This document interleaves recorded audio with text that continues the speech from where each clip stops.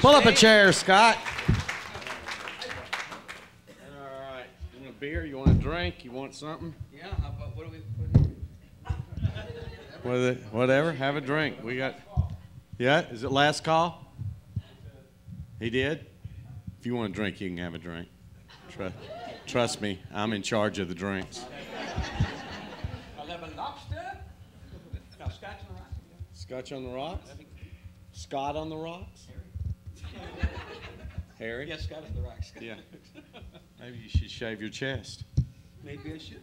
Maybe? You think? I thought about it, but I never did. Really? Never did it? I can't even get my shirt on. What the hell happened? I think I'll just leave it. Just leave it like that. It's good. He's sexy and he knows it. Hey, wait a minute. The girl that wanted to sit on her ass left. What the hell happened to her? I'm done with that. Did you piss her off? She's in the green room. She's in. Oh.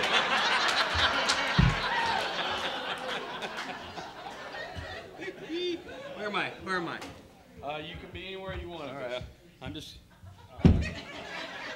walking around with my stool sample. There's a chair there. You can have the chair. Oh, you like that? Okay. All right.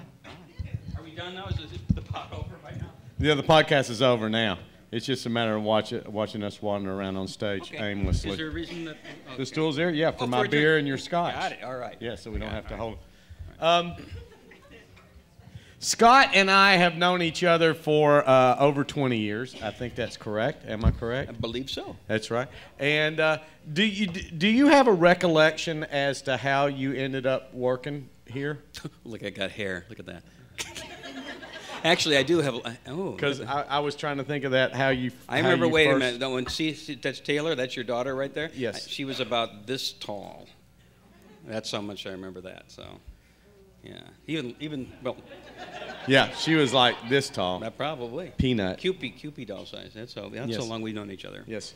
Yeah. So how did you end up working here? I was trying to think of that the other day, and how you ended up being. Well, actually, because it was. I started at Ringling Brothers, and then they did the clown thing where everybody got out of the car, and I couldn't figure out how to get a car. So I ended up walking over to your place. I can't remember. You were at the Holiday Inn, I believe, weren't you? Yeah, we're a Holiday Inn airport. And I was down here on vacation with my ex. Oh, that's right. You're double X. I'm divorced now. Twice. We'll talk about that later. Yeah. We could. So you were here with your first wife, who was a comedian. Yes, she was. And her name was Stephanie Hodge. She ended up on Nurses, and she was on Unhappily Ever After, which I thought was ironic. And she did actually quite well.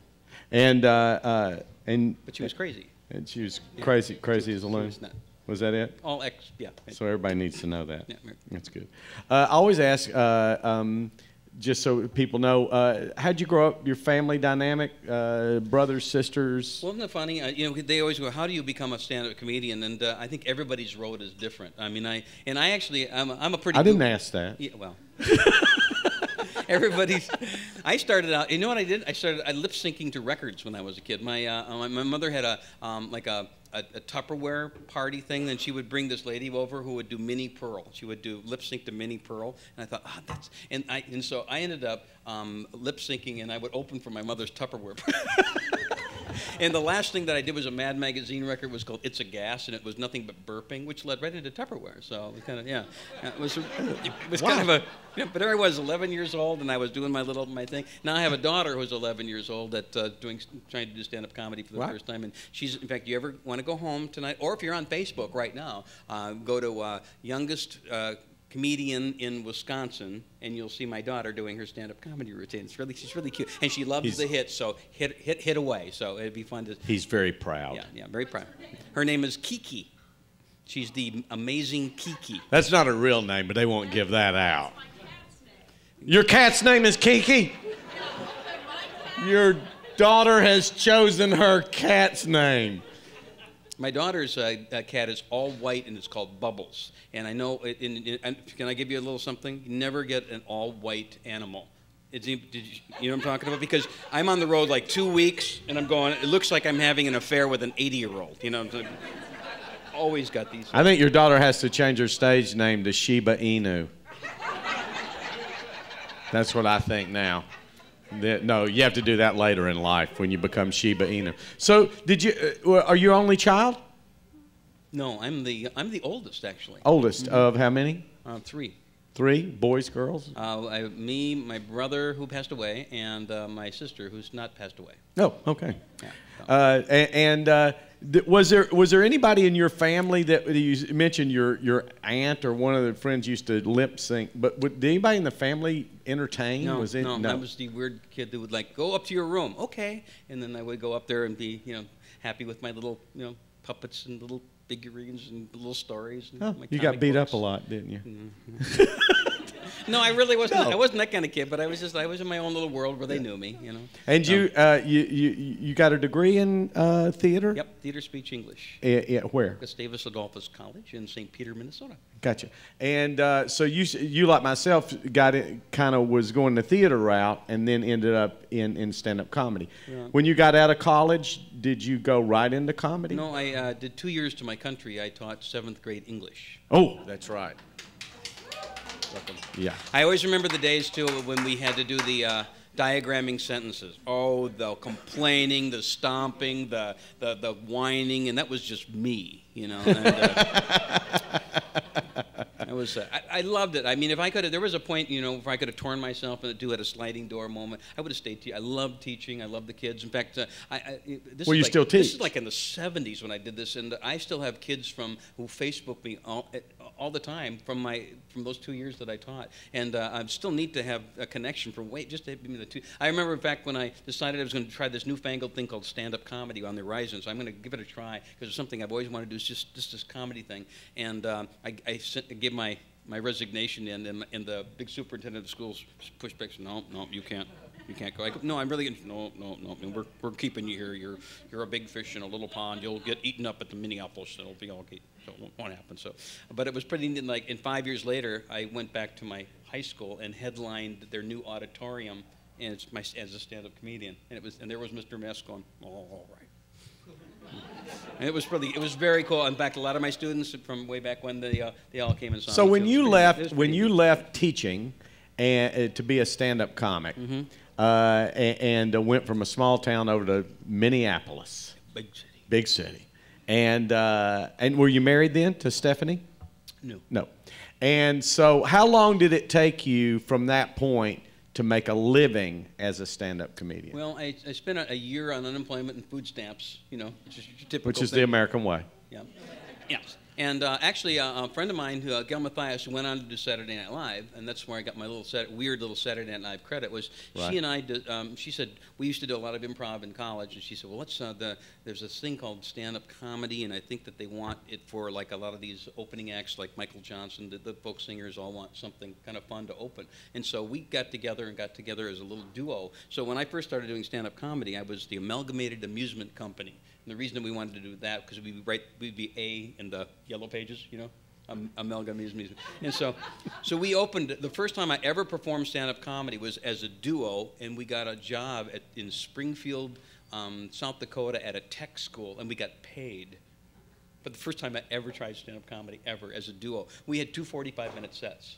A year later, we had 28 minutes. Exactly. Yeah. That's the way it always works. We always think. Well, we were doing Nichols and May. We were doing Stiller and Mira. We were doing songs. We were doing everything that we wrote a couple of the things, but right. Mostly we're just taking other people's stuff and just doing it. We didn't know any better, And how long have you been taking other people's stuff and just doing it? Just since I've worked with you. And Gary Fields out there, I think he's. So we have another guy in here who had a comedy club for many years. Yeah. Gary Fields is in the audience tonight. And so you developed your by the time. So to answer the question, at what point you left teaching, you started doing comedy. How many years did it take? I'm making a living. Well, actually, I got really, really lucky in that after a year of stand-up comedy, I actually quit stand-up comedy to do improvisational theater, and so I ended up doing it's called Dudley Riggs' Brave New Workshop, which was the second city of Minneapolis. Basically, it was if you wanted to do improvisational comedy. So I'd taken the classes, and boom, they had openings. And I got it was like my dream come true. I really, really wanted to do improvisational theater. That was all I really wanted to do. And you can make a living doing it? Absolutely. Well, yeah, I made I think $250 a week at that. Oh, Back in the 70s, you could live on that for somehow. You know, it was amazing. You could live on that. And then from there, headline comedian. How long that? No, take? I did 3 years at Dudley Riggs Workshop. Then I opened my own comedy theater called the Comedy Cabaret. It was the first stand-up comedy club in Minneapolis, and we ran that for 5 years. It was like a theater. Do you guys remember the Little Rascals at all? When they would put on shows in their garage, that was what the Comedy Cabaret basically was. It looked like a big garage. We didn't have alcohol. We just had concessions. We had a ton of people who wanted to try stand-up comedy. So I ran this club, and I wanted to do a variety theater. So I would put on anybody that I thought was even vaguely interesting. So we had stand-up comedians. We had improv groups. We had dog acts. We had one guy that would knock nails up his nose. That was pretty fun. And I do that on Tuesday night. I do that same exact show here, Tuesday night. Fire eaters. Exactly. Guy that pulls a lizard out of his nose. Yeah. Because that's what we want to see. Ventriloquist magician. Yeah. So we ran there for 5 years. In fact, Penn and Teller got their comedy act going at my theater. In fact, Pee Wee Herman, the first time Pee Wee Herman ever performed as a stand-up comedian in a comedy club was at my club, because I called him up. I said, Paul Rubens, as you all know here, because it's in Sarasota. I asked him, I said, would you like to take your character out of? Here's the deal. I got his number from Penn Jillette, who was working at the Renaissance Festival. And they were working up, because Penn and Teller used to be a 3-person group called the Asparagus Valley Culture Society, and they had a musician with them. But the musician left the group, leaving only Penn and Teller, and they didn't know what to do with themselves, so they were working up their little comedy act. Well, I met them at the Renaissance Festival. I said, well, why don't you come to my theater, and you can open for Puke and Snot. Puke and Snot is a dueling, and they're a big deal at the Renaissance Festival. And nobody can even hardly see Puke and Snot because you have to go to get there like a million, So they came to the theater to open, and so Penn and Teller opened for Puke and Snot, and I happened to, and they worked up their comedy routine, and then went to L.A. and they became famous. But anyway, I got Paul's number from Penn, because Penn knew Paul out there, and I called him up. I said, we've got this little comedy theater, and would you like to come and do this little show? And he goes, well, I've only got about 15 minutes, but I'll do it. And I go, well, that's fine. So he walked on stage, and 45 minutes later walked out, and I go, he had 15 minutes. I go, you know, he could throw Tootsie Rolls and go, ah! And he could do that for 5. It was so much fun to watch the light bulb click on with Paul Rubens, and pretty neat. It was fun moment. So then that ended. Yep. And then into the stand-up comedy. Mm-hmm. So you started headlining, and you developed set one. You're clean, and you're like, was that a business decision? In that was that something that was thought through as a business decision? I'm going to work clean because I'll be able to work these places. I'll be able to do more things. Or is that just an extension of your personality? A lot of it's business. I mean, you just there's so much more work to do when you do. How many people here like the clean humor? Just out of curiosity. Yeah, it's fun. It's amazing. Kennison had a really good moment on the Arsenio Hall show a long time ago, where Arsenio Hall was saying, "You're the king of comedy. You're the king of comedy." And Kennison said, "I don't want to be the king of comedy, but I wouldn't mind being a color on the rainbow," which I think is really cool. And what's neat about comedy is, like, you can come here to McCurdy's every single week and see a different color on the rainbow. Mine just doesn't have to be blue. And it's just, and I really enjoy I love to work it's still adult. There's still innuendos. There's all sorts of fun. I mean, there's a lot of adult in it, but it just doesn't have to be adult. Well, and have to use profanity. And being a business decision is that as when you're able to work clean, you're able to work a lot of different venues out, so you can come outside of the nightclub. So there's more ways to make money. Right. And you'd also developed a show that you've stuck with, because you developed a show that is kind of timeless. It doesn't rely on current events. Right. It is something that carries through. I think that show you could give to your daughter, and she could do it 20 years from now, and it would still be just as funny. Mm-hmm. Was that something that was thought through? Yeah, well, 'cause with current events, it just happens so quickly. Is suddenly what you think is a real Kim Kardashian kind of moment is suddenly not passe, and people don't, and people don't. I don't know. We don't have time to watch CNN every moment. We don't have time to. And one of the curses of being a stand-up comedian or any kind of performer like this is that you have to be in the know of what's going on with the pulp culture. You have to kind of know. You can't be just stupid about it. So you have to know what sports teams are playing. You have to know that, like when you're in Kansas City and you say, I was sitting at in a coffee place reading my paper upside down until somebody said, why are you reading the newspaper upside down? I said, it's the only way I can get the Kansas City Royals to be in first place, It's like, but it's being hip enough to know that information when you're on the stage and know that you got to know what's going on with the sports. You got to know what's going on with you have to know. You can't be stupid about it. You teach comedy, same as we do here, and Scott and I have taught classes together. We taught a kids comedy camp here that Scott and I would do it at times together. If there's one piece of advice you can give somebody who just comes to you and goes, "Hey, I gotta go do a talk and I need to be funny," get the hell out. They're going to go home to try to watch us on the iPod. Darn right. Yeah. If somebody said, "I got to get up and I got to do a speech and I need to be funny," or I want to get more comfortable with that, can you give me something to take? And it just as one good piece of advice, what would you tell them? Just try to find out. You know what I do when I'm teaching the comedy class? I'm really looking for the twinkle. The twinkle in the person's eye. What makes them laugh? What makes them kind of, what makes them tease? How do they tease? You tease. You're a teaser. I always look at you and go, he's just teasing the audience. This is all you're doing. You play, you tease. Mm-hmm. You're a big tease, is what you are. Yes, I am. Yes, you are. And because I got nothing to back it up. I'm just a teaser. So, the ones in the green room can tell you that. They're still waiting. That's right.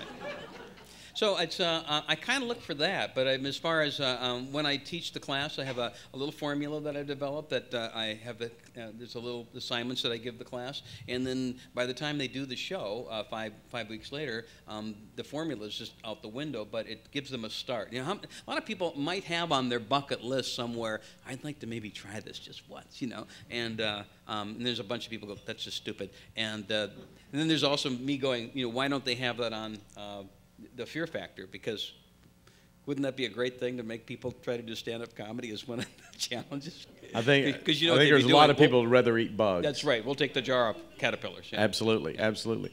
And if you can, have you got one crazy student story? I have an open stage act that was he was so awful. And this is back at the Comedy Cabaret days. I got to say this. We run on about 20 people, maybe 20. So you only get 3 minutes. You get 3 minutes because we got 20 people to get through this thing. And he gets on stage. He's got the Coke bottle glasses. He's got kind of dressed up, and his opening line is, "How many people don't like me already?" Well, that's a funny line. None of his stuff was his, but So he's on the stage and he's talking, and the 3 minutes are up. So I'm giving him the light. Nothing. And so we have this. I dropped the mic off. Nothing. He's still up there talking. I dropped the lights out. Now he's just in a spot with a microphone, and he's still up there. Of course, now the audience is really laughing, so he thinks he's rolling. Because we're trying to get him off the stage. Everybody knows it except him. And so then I've got the spotlight, and I'm dimming it and dimming it and dimming it, so it's down to his face. He's still going. I clicked the light off, and I had a flashlight, and that's all that was on his face, was this little tiny flashlight. And he finally goes, "Am I supposed to get off now?" And of course, the audience just, and of course he thought he killed, absolutely. Exactly. But, yeah, he was just horrible. And I also learned a couple things about how to stage an open stage night too. If you have a guy that brings in a bunch of people to see you, you put him on late. We had a little intermission break, and this guy had been in the first half. In the second half, 2 people were left. I mean, it was like packed, and then suddenly 2 people. I mean, they all went to see this guy, and That's then right. everybody left. That's right. Yeah, I tell open micers that all the time. They go, "How do I get more stage time?" I go, "Bring 30 people." Yep. I go, "You'll get more stage Yes, time." you will. Yeah, Yes, you will. You'll get up on stage a lot more if you bring 30 people. I don't care if you suck. You will get on a lot more. Sure. Are there any questions from anybody in the audience for Scott? Anything at all? Nope. We're good. Yep. There's somebody kind of had their hand up. Was there? It's sort of a wandering hand. A wandering hand? It- What? Oh, that's the lady who has the cat that's named after your daughter. Hey, you're back. Did you want to say something, or just wanted to put your hand up in the air? Nope. That's it? Okay. They're go- Married now? No, I am not married now. You know. Okay, so you're available? I am available.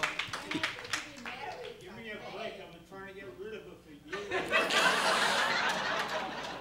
Give me a break. He's been trying to get rid of her for years, what he said. Well, you're not getting lucky tonight. Let's put it that way. Don't get rid of your wife in a comedy club. There's other places to do that. No, you're married twice.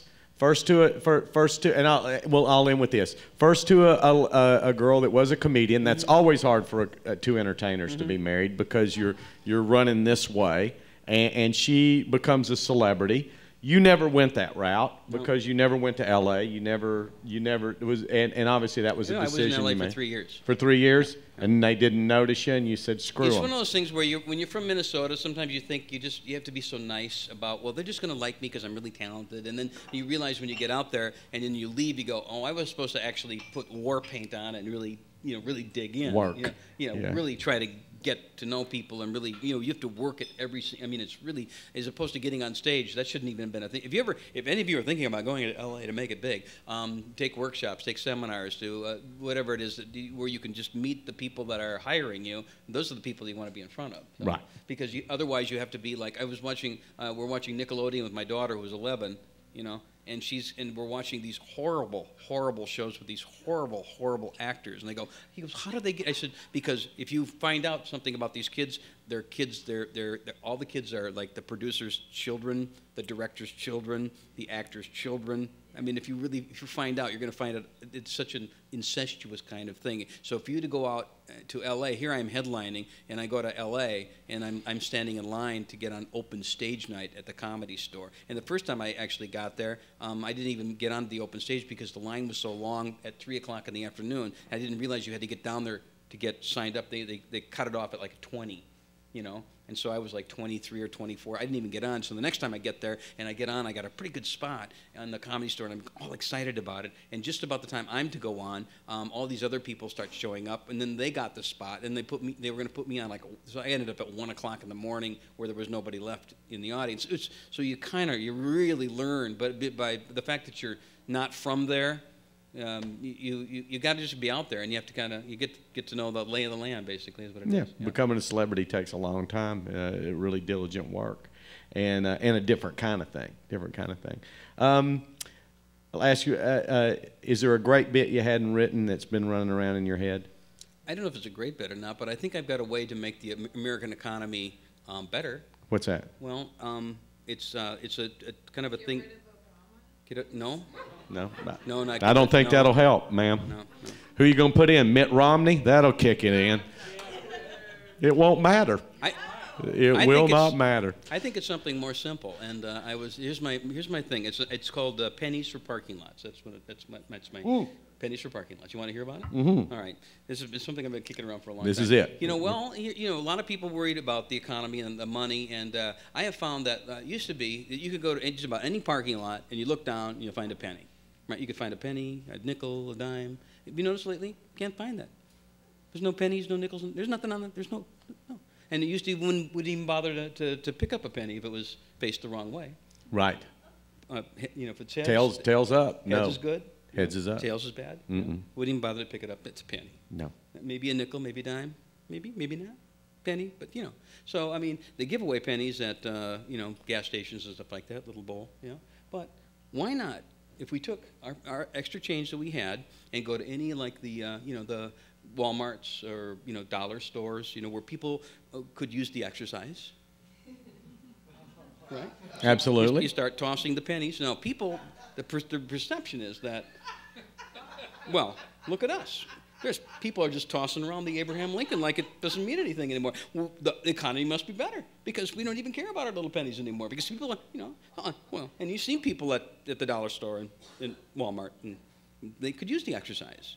Because I don't know about you, but I do get the emails of people from Walmart, and I've seen these people. They could use some exercise. Yes. So not only are we doing, if they're bending over for the penny, A, they need the penny. Yeah. And B, they're doing a little bend, little stomach dump. They're getting the exercise. So you throw 5. So in other words, you're defeating obesity. You're helping health in reducing the diabetes in this country. Right. And The perspective is the country is wealthy because we're throwing change all over Walmart. It's a lucky day. You know how lucky it is when you find that penny, you know? And they can see the mother, the very proud mother, the little boys. I found a penny, mother. Oh, you're such a lucky boy. We're so glad we didn't decide to abort you. And what did you find? I found a penny. I'm going to take it down to the bank, and I'm going to put it in the bank and put it in my savings, and someday that'll be worth a penny. But it'll save it. You're my lucky little boy. And, people are just, because kids get excited about finding change. So Absolutely. There's hope. There's hope when so you there's find hope. So I'm saying to you, take your loose change and don't be stingy with it. You got a penny. You don't Throw it in the parking lot. Throw it in the parking lot. And let people Pick get it married up. no matter what their sex is. That's right. And we're okay. That's it. That's my pennies for parking lots. Thanks, Scott. That's the thing I'm Thanks, working everybody, for sticking around. Scott will be right back there in the corner if you want to grab the CD. That's right. And we'll see you guys soon. Just a bunch of pennies, you think about it. Yeah, you go. That's right. Thank you much.